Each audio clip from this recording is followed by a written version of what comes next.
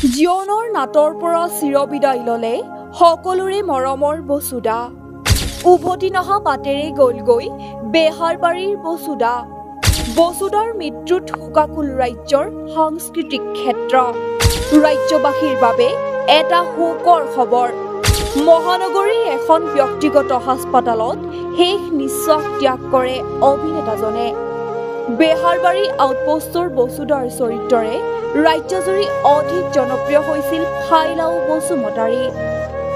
বিগত কেইমাহ ধৰি যকৃতজনিত ৰোগত চিকিৎসাধীন হৈ আছিল বসুমতাৰী।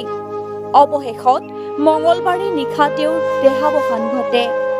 মঙলবাৰে নিশা প্ৰায় 9:47 চিকিৎসাধীন অৱস্থাতে মৃত্যু হয় অভিনেতাজনৰ। শেহতীয়াকৈ মহানগৰীৰ গড়চুকত স্থায়ীভাৱে বসবাস কৰা অভিনেতাজনৰ ঘৰ আছিল বাক্সা জিলাত। News desk report 360 insight.